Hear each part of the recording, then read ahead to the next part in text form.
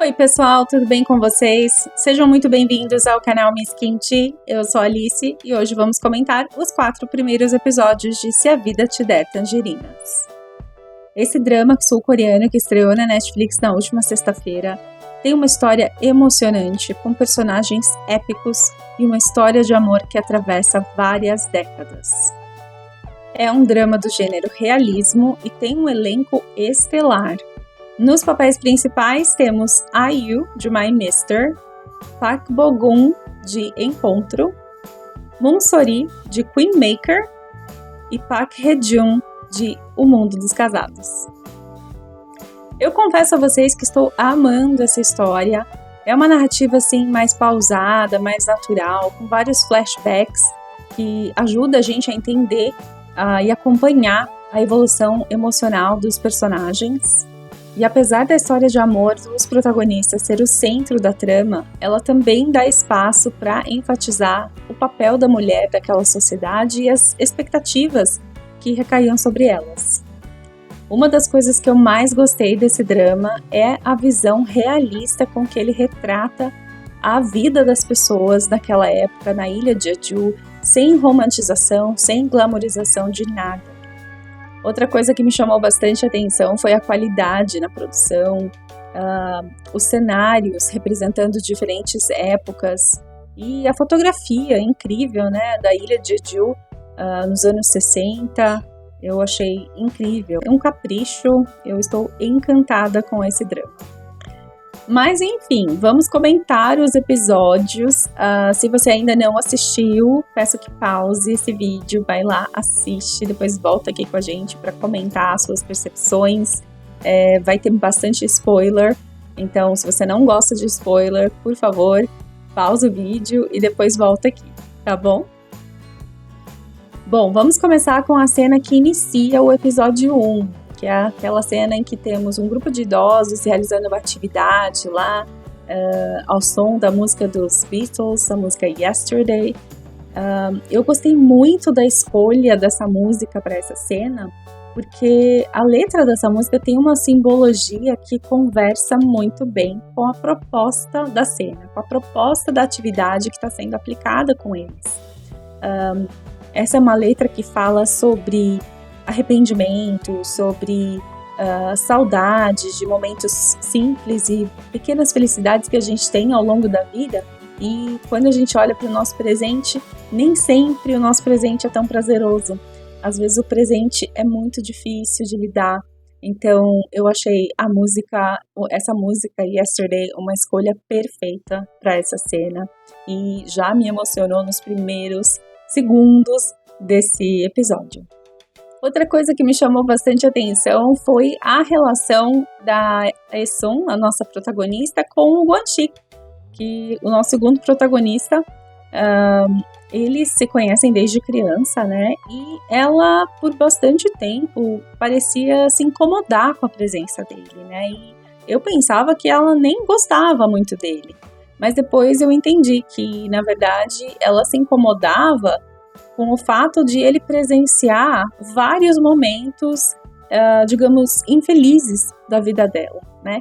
Quando ela estava sendo maltratada pelo tio lá e pela avó, quando a mãe dela falece, e outras cenas, quando ela é humilhada, enfim.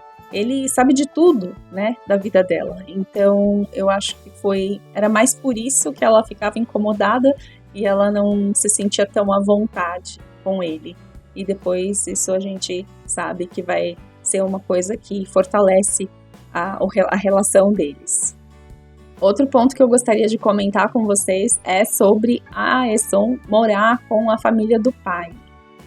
Num primeiro momento, eu achei que a mãe dela se incomodava muito com a presença dela e não a queria por perto.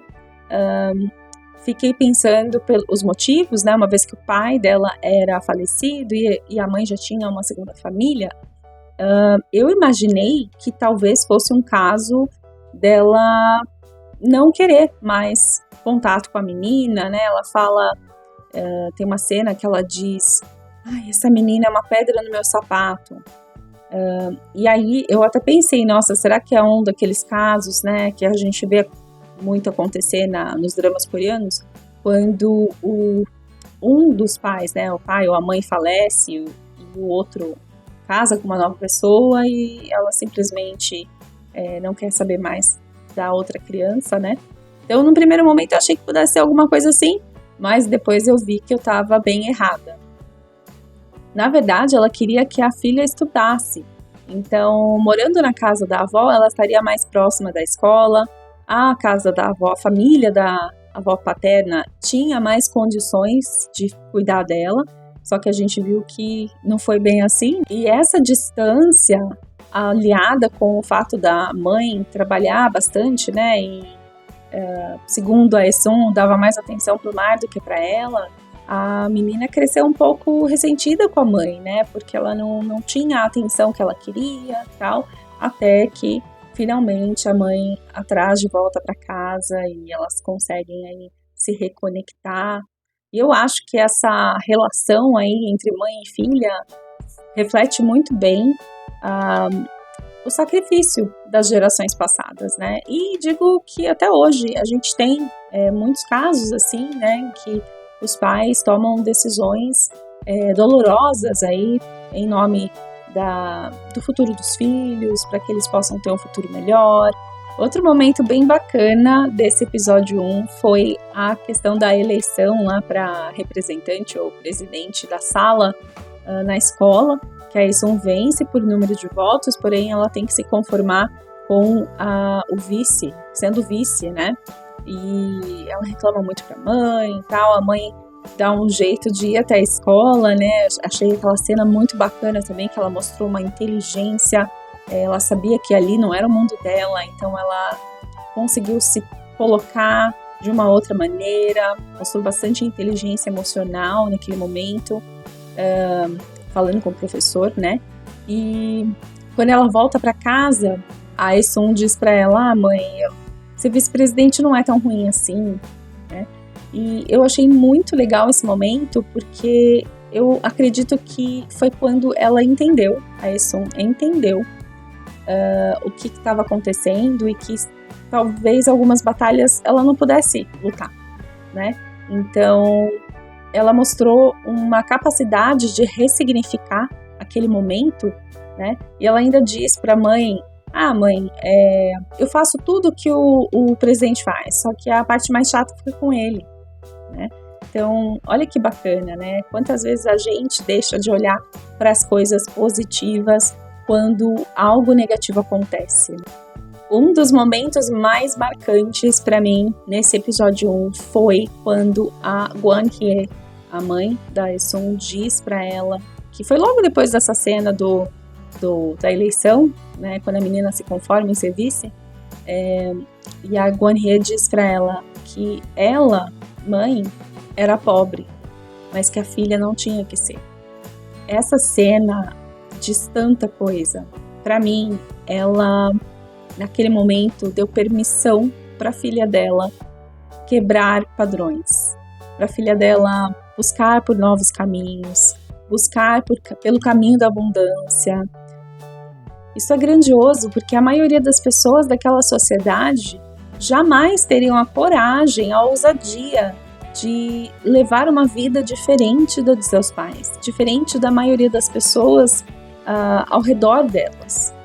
E se a gente pensar bem, a gente encontra esse tipo de situação até hoje, né? Quantas pessoas a gente conhece que acabaram escolhendo caminhos que os pais desejavam, que os pais queriam para eles, em detrimento dos próprios sonhos deles. E naquele contexto, né, naquela sociedade, um vilarejo na ilha de Jeju, onde os homens eram sempre mais privilegiados, e a mãe da Esun, uma mulher pobre, sem estudo, ter um entendimento disso, ter uma clareza e querer que a filha estude, querer que a filha ouse sonhar, eu acho que isso mostra o quanto ela era diferenciada. Até me ocorreu que talvez a própria Gwan-hye fosse sonhadora também. Talvez ela quisesse quebrar esse padrão, e por isso tanto sacrifício, por isso ela fazia questão, e antes de morrer ela fala para a filha, me prometa que você vai voltar para casa da sua avó, me prometa, né? Ela fala, não importa o que aconteça, você vai, porque ela queria que a filha estudasse, ela queria que a filha tivesse uma vida diferente da dela. Agora vem uma parte que eu fiquei um pouco confusa. Um pouco antes da Guan-hye falecer, a gente vê uma cena em que a sogra está olhando umas cartas e ela pergunta, né? Ela fala em voz alta aí sobre a doença da Guan-hye, sobre morte. Eu não lembro exatamente qual foi a fala dela. Mas, de repente, a Guan-hye aparece lá na casa dela, toda arrumada, e pede para a sogra acompanhá-la, porque ela precisa ir num lugar e ela tá com medo. E logo depois a gente vê a Guan-hye na casa dela, né, acordando a Ae-sung de madrugada, enfim, ou à noite, né, a gente não sabe exatamente a hora, mas eu achei aquilo muito estranho, gente. Seria aquilo uma visão que a sogra estava tendo? A resposta das cartas? Será que realmente ela estava prestes a fazer a passagem? Mas eu me pergunto se era uma coisa, né, assim, digamos, sobrenatural, será mesmo que a Guan-hye procuraria a sogra nesse momento? Porque não me parecia que elas eram tão próximas. Não sei, o que vocês acharam dessa cena? Me contem nos comentários.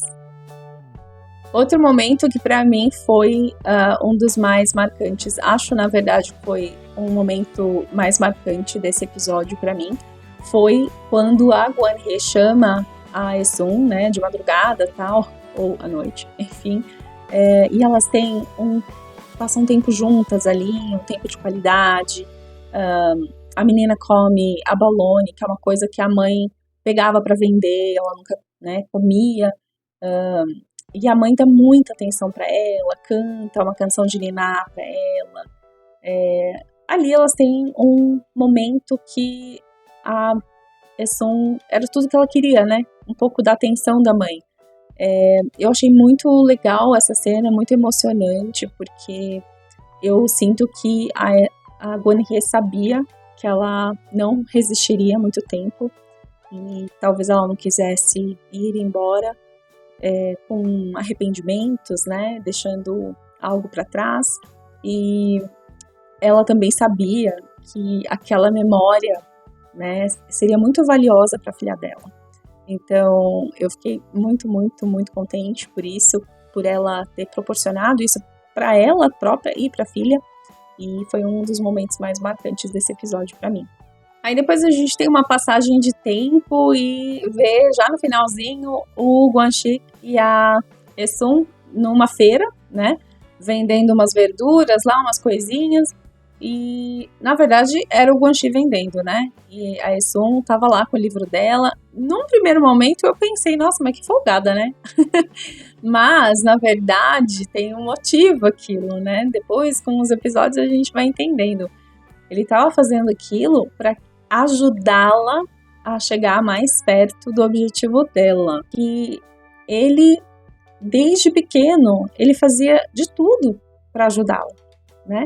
Não era só porque ele gostava dela, mas ele queria vê-la feliz, né?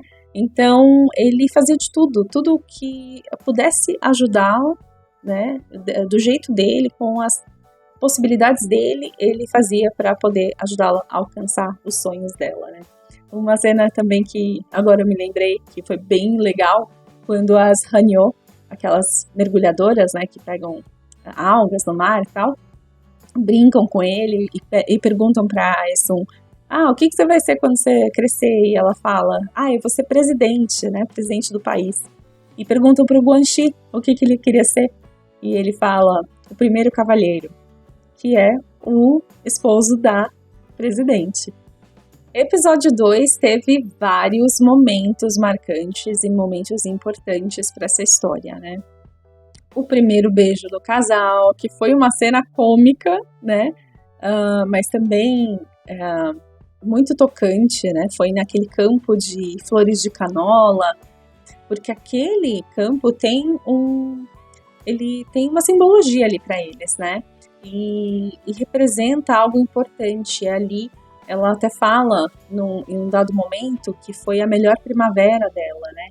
Mas também foi a pior.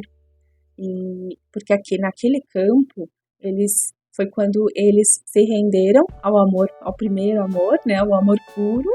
E depois quando eles rompem, quando ela liberta ele, né? E foi um momento bem tenso. E a gente vai falar dele daqui a pouquinho. As críticas do tio em relação a Essun também me marcaram bastante, porque para mim ele é uma representação da opressão que a mulher daquela época sofria, né? Você vê que ele critica ela bastante sobre querer ir para a faculdade, sobre não querer ser uma hanyo, sobre todos os sonhos dela. Ele sempre tem uma palavra negativa e também critica ela por ser mais inteligente que o filho dele. Enfim, várias coisas ali que eu acho que foram concentradas nesse personagem, né, masculino, para demonstrar aí a opressão que a mulher sofria muito naquele tempo, né. Outro momento bastante importante desse episódio foi quando a Essun descobre que aquela promessa que o padrasto tinha feito para ela, né, de dar o dinheiro da faculdade, pagar a faculdade dela, era uma promessa falsa. E ela descobre isso da pior maneira, né? E quando ele já tem outra mulher lá na casa que tá tirando a foto da mãe dela, enfim. E ela vai para casa da avó, o tio fala para ela que a opção que ela tem é ir para Busan e trabalhar numa fábrica, e ela se vê desesperada, poxa, acabou para mim, né? Ela pensou, não tem mais, eu não tenho faculdade, não quero trabalhar em fábrica, acabou, não tem um lugar desse mundo. E ela fica desesperada e ela corre pro Guanxi chorando, né? E foi uma cena até caricata, assim, mas eu achei que foi muito significativo, porque ela também desabafa ali com ele, né? Que a única pessoa que se importa com ela realmente é ele. E a partir disso eles têm a melhor ideia que eles poderiam ter, né? 2 adolescentes apaixonados, cujas famílias rejeitam o romance deles. Eles só tinham uma opção: fugirem juntos. E aí rola toda aquela confusão, né? Eles tendo que mentir, falar que são casados lá no barco, né? No navio para Busan. Eu quase falei trem para Busan por causa do filme, né? Enfim, mas é um navio, né? Um navio para Busan, e eles tentando vender as joias lá para conseguir comprar comida, pagar um hotel, né? Até que eles conseguem aquela pousada, se envolvem numa confusão lá, são roubados. Mas aí tem a cena que eu queria muito comentar com vocês. Eles conseguem armar um esquema para pegar as coisas deles de volta, né? Que eles foram roubados, tal. Eu achei que os roteiristas desenrolaram muito bem essa parte da história. Os protas foram super inteligentes e ligeiros, porém, para mim tem um porém enorme aí. Como que eles resolveram a situação? Eles perceberam de alguma maneira, que a gente não sabe como, né? Eu acho que eles deduziram que apagar a luz era a solução do problema. Aliás, não apagar a luz era a solução do problema. Então eles avisam a nova hóspede para não apagar a luz, né? E ela não apaga, e os caras vão dormir lá, o casal ladrão vai dormir, e eles entram na casa e conseguem pegar as coisas. A minha pergunta é: será mesmo que 2 adolescentes dos anos 60, num vilarejo da ilha de Jeju, será que eles teriam essa malícia para pensar nessa possibilidade de a solução tá na luz acesa? Vocês não acharam estranho isso? Eu acho que eles não teriam feito essa elaboração toda, tá? Minha opinião. Mas eu vou passar um pano aqui porque é ficção, tá? Mesmo sendo uma ficção do gênero realismo. Mas aí dá tudo certo, os 2 voltam para casa, a mãe do Guanxi vai lá buscá-los, né? Dá tudo certo. E aí o que acontece? Ela é expulsa da escola.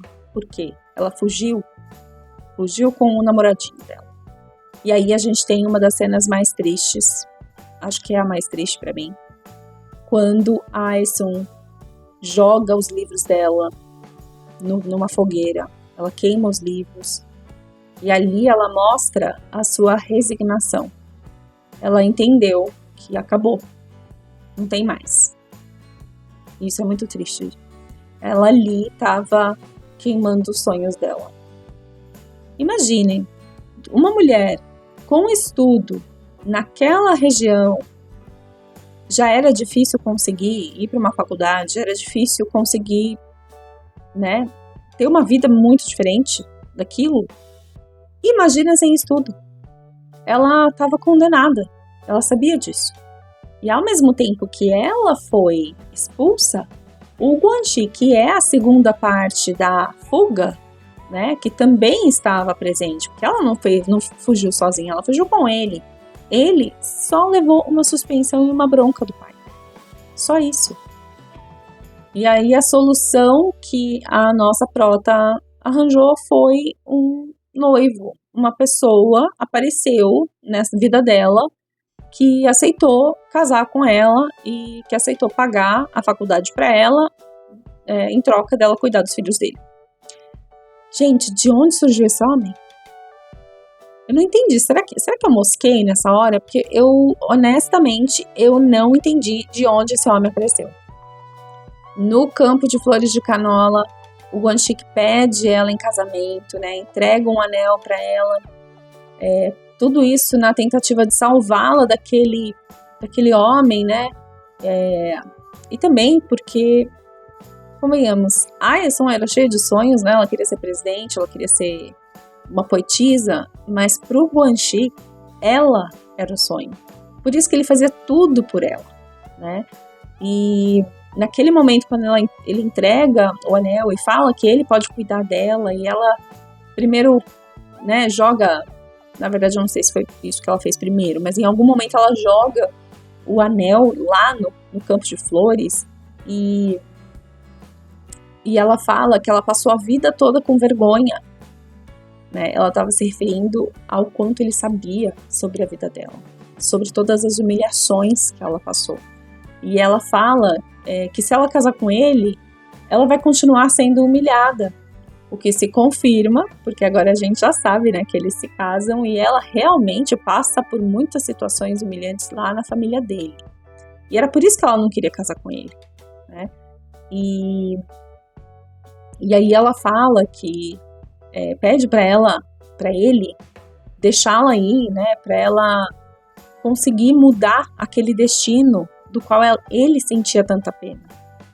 Claro que toda essa elaboração que a Aesun fez foi inflamada pelas palavras da mãe do Guanxi, que foi visitá-la e disse para ela que ela estava impedindo o filho dela de crescer, de ser um atleta, né? Que ele estava limitado porque ele gostava dela, mas ele também queria ser um atleta, e aí ela liberta ele. Eu chorei. Você chorou? E aí o Guanxi resolve ir embora, resolve ir para o continente para se preparar para se tornar um atleta. E durante a partida, né, do navio, ele conta que, na verdade, aquele sonho não era dele, ele não queria, era uma forma que ele tinha encontrado de ajudar a Aesun, que ela era o sonho dele. Então, realizar os sonhos dela era realizar o sonho dele. Então, ele fazia tudo, né? Aquilo que eu falei, desde criança, ele fazia tudo para ajudar a Aesun. E a Aesun, paralelamente a isso, tá lá conversando com o tal noivo, e ele pergunta, né? Porque ela diz para ele que não precisa pagar a faculdade, que ele não tinha que pagar a faculdade, e ele fala, mas por que você tá aqui então? E ela diz, porque eu não tenho para onde ir. Só que aí, ela percebe que ela tem para onde ir. E aí, quando ela entende que ela tem sim uma casa, ela tem um lar, que o Guanxi é o lar dela, ela levanta da cadeira, sai correndo, vai em direção ao porto para encontrar o Guanxi, para impedi-lo de ir embora. Mas ela chega meio tarde, o navio já saiu, mas ela chora muito, grita por ele e de alguma forma, né, que a gente só vê em filme, porque eu acho que na realidade isso não aconteceria. Ele escuta o chamado dela, pula no mar e nada de braçado até ela, até eles se encontrarem e se abraçarem, e aí eles resolvem que chega, vamos ficar juntos, que é isso que a gente quer. E aí o episódio termina com o casal já casados, já com uma criança que, pelo visto, foi concebida naquela noite da fuga para Busan. Busan, terra fértil, né? Não é assim que eles falam. E tem uma fala, né, da narradora, que no caso era a filha dela, que diz assim, que aquela estação não foi a estação para eles cultivarem os seus sonhos, mas sim para destruí-los. Eu discordo dessa frase. Sim, eles não puderam ir mais atrás dos seus sonhos, porém, eles ressignificaram os seus sonhos. Tem uma cena que tá a Esun, o Guanxi e a Gyeongmyeon, que é a bebezinha, no quarto, e a Esun diz, aqui nesse quarto eu tenho o mundo inteiro nas minhas mãos, se referindo ao marido e à filha. E aí, na mesma cena, tem uma televisão que tá ligada, ou rádio, acho que era televisão, e aí tá falando sobre um atleta, um tal de Jo Hyun, e a Esun pergunta pro Guanxi, se ele está triste por ele não ser como o Jo Hyun. E aí ele diz que não, que agora aquela bebê era o sonho dele. E dá para perceber que é verdadeiro, é genuíno de ambas as partes. Já no episódio 4, algumas das cenas que mais me marcaram, começando pela cena em que a Esun e a nova esposa do padrasto, gente, me desculpa, eu não peguei o nome dela, mas elas têm uma conversa e elas parecem estar sendo mais amistosas uma com a outra, né? E elas acabam criando um laço ali, né? Fortalecendo aquela relação um pouco. A nova esposa do padrasto diz que gosta muito dos irmãozinhos dela, que depois de um tempo as crianças acabam sendo como filhos, né? E ela revela para a Esun o que ela pensa sobre a Esun. E que ela admira a Esun e que pede para ela aguentar firme, que ela não nasceu para aquela vida, né? Então, eu achei isso muito legal, gente, porque eu não esperava, eu achava que aquela mulher seria uma carrasca também, uma pessoa que traria problemas para a Esun, mas acho que ela acaba se tornando aí uma aliada da Esun. Eu achei bem bacana, foi uma boa surpresa. Outra cena que eu adorei nesse quarto episódio foi a cena já lá em 1994, quando a Gyeongmyeon, que é a filha da Esun, né, já adulta, encontra com a sogra, né, com a futura sogra, na verdade. Ela tá namorando esse rapaz aí que é de uma família rica, influente e tal, e ela é uma moça que tem um trabalho, que tá galgando aí uma carreira, e isso incomoda a futura sogra, né? Porque eles estão aí com planos de casamento e a futura sogra fala pra ela, olha, depois que casar não tem essa de trabalhar. Só que a Gyeongmyeon, ela demonstra pensar ao contrário, demonstra pensar que vai continuar trabalhando e que isso é importante pra ela, né? Ela se posiciona para o descontentamento da futura sogra, né? Uma das falas legais pra sogra foi que quando a Gyeongmyeon diz assim, que os planos dela não são de se envergonhar, que, né, querer trabalhar não é sinônimo de vergonha. E naquele momento a sogra teve uma fala interessante, ela compara a Gyeongmyeon com plantas e diz que plantas são mais fáceis de lidar do que moças como ela. E a Gyeongyeon responde muito sabiamente: vejo que a senhora não é uma planta. Que fala sensacional. Por quê? A sogra disse aquilo em tom de crítica, uma crítica negativa. E a Gyeongyeon pegou aquilo e transformou num elogio. A sogra não estava preparada para isso, não. E confesso que nem eu, gente. Achei muito legal. Me deu uma vontade de falar isso para alguém. Acredito que a Gyeongyeon herdou a personalidade da mãe dela, né? Da Haesung. Imagina, uma capacidade de ressignificar aquela crítica negativa, devolver com um elogio. Vocês entenderam dessa forma também? Os mais altos desse episódio foi a vó xamã querer trazer a menina Gyeongyeon para ser uma Hanyo, né? Querer iniciá-la como Hanyo. E a nossa prota vira uma onça, né? E ela diz: a minha filha não vai ter a mesma vida que eu. E a avó xamã fala: ela não tem outro caminho. Tipo, é isso que tem pra ela, não tem outra coisa, né? E a sogra se mete no meio, a mãe do Guanxi se mete no meio e vira uma confusão. E numa dessas, a sogra bate na Haesung. O Guanxi vê, assiste a cena. Eu acho que naquele momento o Guanxi teve um total entendimento do que a Haesung queria dizer quando ela falava que não queria casar com ele porque ela não queria ter uma vida de humilhação, que ela não queria continuar sendo humilhada. Eu acho que foi ali que ele entendeu, porque ali ele viu que nada tinha mudado para ela. Então ele não pôde admitir isso. Eu achei muito bacana isso. Eu acho que isso representa o que qualquer pai de família deveria fazer, né? Proteger a sua família, proteger a sua esposa. E aí eles saem da casa, né? Conseguem alugar lá uma casinha, ainda na ilha de Jeju, e eles estão sem dinheiro, né? A gente não sabe exatamente como eles conseguiram alugar a casa, tal, não sei se foi fiado, enfim. Um belo dia, eles ficam sabendo que alguém pagou 3 meses de aluguel da casa deles. E é uma pessoa com um sobrenome Dong. Mas nenhum deles conhece um Dong. Quem seria Dong? Confesso a vocês que eu tenho uma teoria. Eu acho que Dong, que pagou os 3 meses, é, na verdade, as Hanyo. Lembram daquelas mulheres Hanyos que trabalhavam com a mãe dela? Porque vários momentos dos episódios aí, elas falam que quando uma Hanyo está em necessidade, elas se juntam para ajudá-la.